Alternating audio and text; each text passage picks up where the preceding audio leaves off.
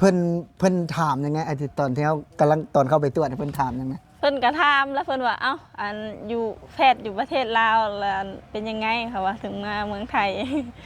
ก็ก็บอกเพิ่นว่าเมืองลาวก็มีอยู่แพท มี ย์ อ นะ ยู่แต่ว่าบ่ค่อยมั่นใจปานใดแล้วก็ปวดรักษามาเป็นปีก็ยังบ่หาย อ๋อ ตรวจแล้วเนาะแพทย์หมอเพิ่นก็ยกมือ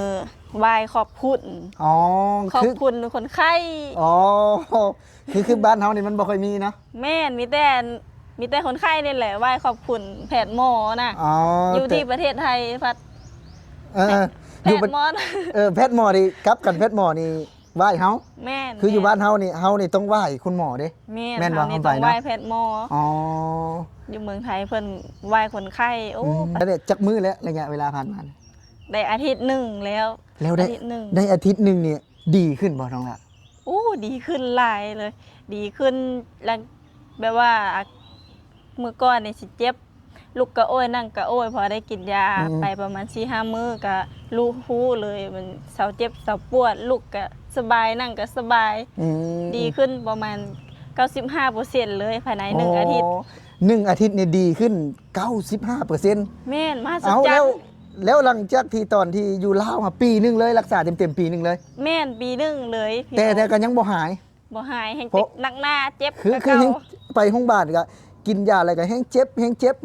ยันเข้าเนาะ ยันไตกระสิพังน อ๋อ ำกินยาลาย แล้วพอตัดสินใจมาประเทศไทยรักบ่าวยอดจะมาสัมภาษณ์สาวลาวนะครับที่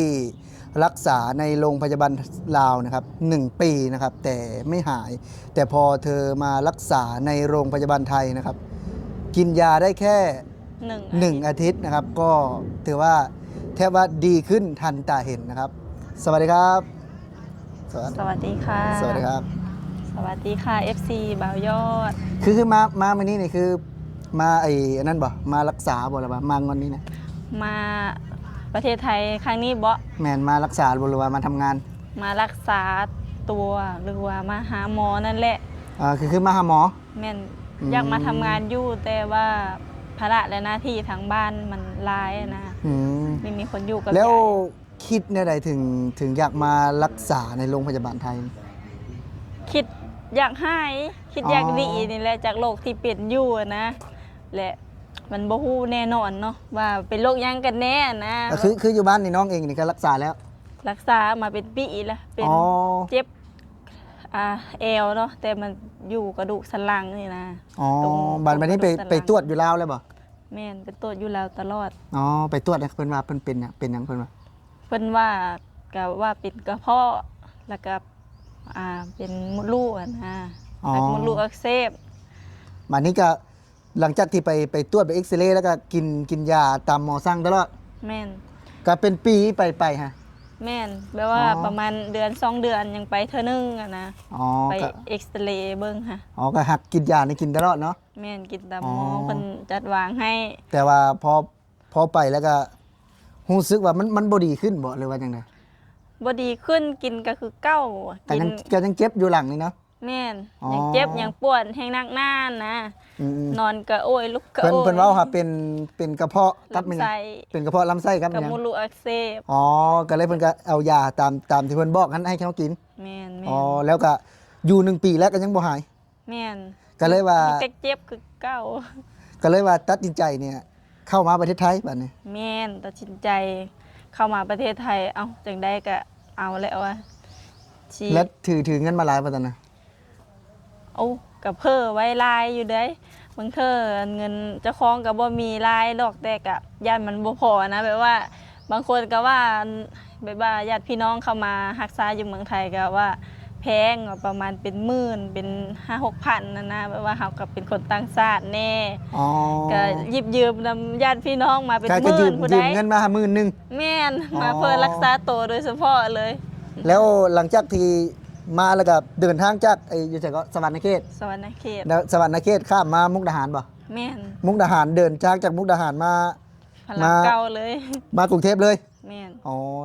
จากระยะทางท่านผู้ชมนะจากระยะทางคือสปปลาวเนี่ยเกือบ1,000 กิโลนะเดินทางมาเพื่อรักษาในโรงพยาบาลไทย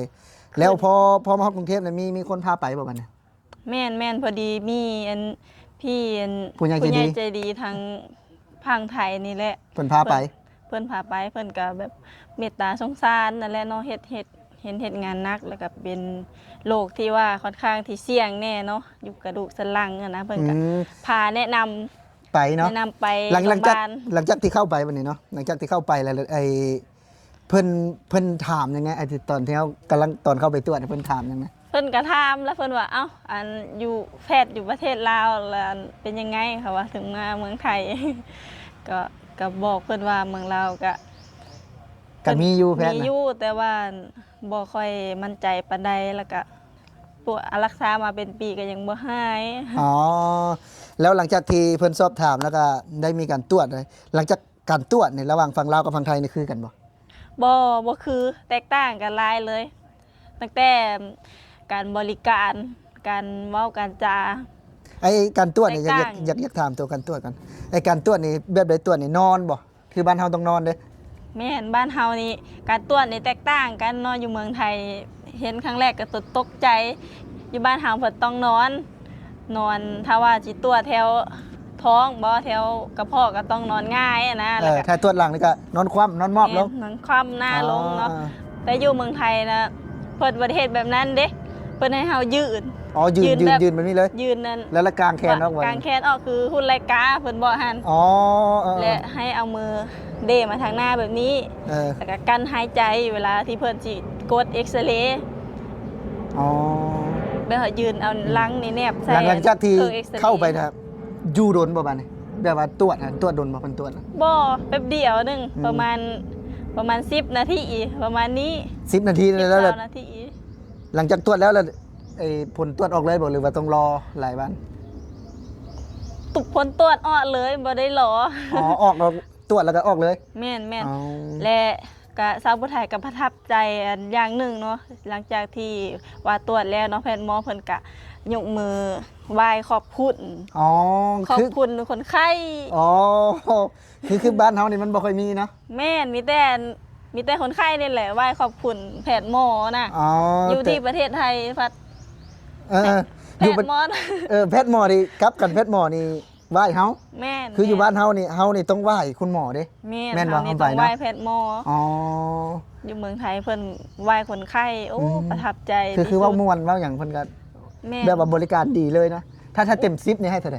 ถ้าเต็ม10ก็ให้10เลย เออให้เต็ม10เลยเนาะ แม่นเพิ่นพูดจาม่วนแล้วก็ อืม บริการดี แนะนำดีหลาย หลังจากที่เอ็กซเรย์แล้วกันตรวจแล้วก็มีการทับยาข้างในนะ แม่นแล้วก็เพิ่นเอ็กซเรย์แล้วก็พ้นตรวจออกเลยได้ แล้วก็มียามาให้ หับ กิน ยา นะบัดนี้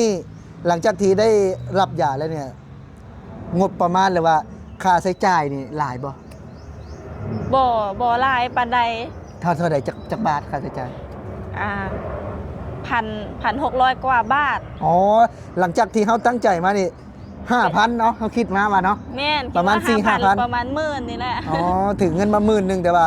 คาดว่าน่าจะประมาณ 5,000 บาทท่านผู้ชม เนี่ย แต่ว่าพอ ประมาณ5-6,000 พอไปตรวจนี่มีหมดแค่ 1,600 กว่าบาทเนาะ แม่น โอ้นะครับ ที่จริงฮะทางผู้ไทยแบบว่าบ่ได้ทำงานเลยแบบบ่มีบัตรแรงงานนะ อ๋อ มีแต่พาสปอร์ตท่องเที่ยว ก็เลยได้เสียค่าสวิตซัสเพิ่น 1,000 ถ้าว่ามีบัตรแรงงานนี่บัตรทำงานนะจะเสียแค่100 บาทเอง อ๋ออันนี้คือน้องเพิ่นบ่ได้เฮ็ดงานนะครับ แม่ น้องเพิ่นนี่คือแบบว่ามา บ้าน รักษาแบบว่ามารักษาตัวแล้วก็มาเที่ยวนํนะงวดนี้นะก็เลยบ่ได้มีเอกสารนะครับเพราะว่าเอกสารทำงานที่เคยน้องทำก็หมดอายุแล้วกลับบ้านแล้วนะ แล้ แล้ว ว หลัง ยึดไว้เนาะ หลังจากที่มีค่าใช้จ่ายนู่นนั่นนี่แล้วก็ถือว่าแบบว่าเสียเงินแล้วเนาะรับยากลับมาแล้วก็ กิน แล้วพอกินแล้วเนี่ยจักมื้อแล้วระยะเวลาผ่านมาเนี่ย ได้อาทิตย์หนึ่งแล้ว แล้วได้ อาทิตย์หนึ่ง ได้อาทิตย์หนึงเนี่ยดีขึ้นบ่น้องละ โอ้ดีขึ้นหลายเลย ดีขึ้นแล้วแบบว่าเมื่อก่อนนี่สิเจ็บลูกกะโอ้ยนั่งกะโอ้ยพอได้กินยาไปประมาณ4-5 มื้อก็รู้ฮู้เลยมันเศร้าเจ็บเศร้าปวดลูกก็สบายนั่งก็สบาย อืม ดีขึ้นประมาณ 95%เลยภายใน1อาทิตย์ 1 อาทิตย์เนี่ยดีขึ้น 95% แม่นมาส เอา จั แล้ว ง แล้วหลังจากที่ตอนที่อยู่ลาวมาปีหนึงเลยรักษาเต็มปีหนึงเลย แม่นปีหนึงเลยพี่ แต่ น้อง ก็ยังบ่หาย บ่หายแฮง เพ ติ ราะ ดหนักหน้าเจ็บ คือ เก่า แฮงไปโรงพยาบาลก็กินยาอะไรก็แฮงเจ็บแฮงเจ็บแฮงเจ็บยันเข้าเนาะ ยันไตก็สิพังนำ อ๋อ กินยาหลาย แล้วพอตัดสินใจมาประเทศไทยรักษาแค่1 อาทิตย์ดีขึ้น 95%เลยบ่ แม่นอันนี้ โอ้ เรื่องจริงบ่ได้แบบเป็นคอนเทนต์ คืออันนี้ก็เรื่องจริงจากประสบการณ์ที่แบบว่าเฮาได้มา ประสบการณ์ รัก ชีวิต ษาในโรงพยาบาลไทยคือแบบดี แล้วตอนนั้นน่ะแม่นไผ่ที่แบบว่าเป็นแรงจูงใจเลยว่า แบบว่าพักดันให้เฮามานะแบบว่ามีคนรักษาบ่อยู่บ้านนะ แม่นหลักๆก็สิมีน้าสาวแล้วก็ อ๋อ ญาติพี่น้องนั่นแหละที่มาทำงานอยู่ไทยอะนะ อ่า แต่เพิ่นก็เป็นคือกันนี่แหละเพิ่นก็ไปรักษาก็เพิ่นก็หายเพิ่นก็แนะนำมาเพิ่นว่าไปมากวดเบิ่งแม่เพิ่นว่าจักหน้อยปะไว้โดนท่านยันเป็นแนวอื่นเพิ่นว่า อ๋อ อ อยู่ เมืองไทยนะแพทย์หมอเพิ่นก็ดีได้ว่าการ เพิ่ แพ นทั ท น ย์ สมัยกว่าเนอะ ทัสมัยกว่าบ้านเฮาแน่ว่า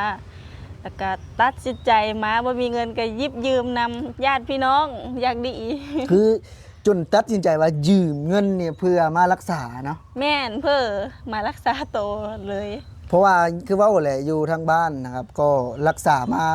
เป็นปีเนาะ แม่น ไปตรวจเพิ่นก็ว่าเป็นกระเพาะลำไส้นะไป แม่น เป็นกระเพาะลำไส้แล้วก็มดลูกทั้ง ลูกอักเสบ เหมือนเกี่ยวกับเพศยิงเลยนะ แม่น แต่ว่าพอมาตรวจทางฝั่งไทยพี่มันเจ็บทางสันหลังเนาะแมันบอก แม่นเจ็บ อ๋อ กระดูกสันหลัง เพิ่นก็แบบ ตรงเอว ตรวจนะตรวจจักเทืออยู่ลาวค่ะตอนตรวจนะตรวจจักเทือ ก็ประมาณ 5-6 เทอพุ่นแหละ 5-6 เทือก็ยังว่าเป็นกระเพาะลำไส้อยู่ แม่น เอาไปบัดตอนตรวจอยู่แล้วเขาก็ตรวจบ่ใส่แอลเนี่ยตรวจคือกันบ่ ตรวจคือกัน แต่บ่ เขา เจ ก็ อ ว่าเส้นประสาทเขาก็ว่า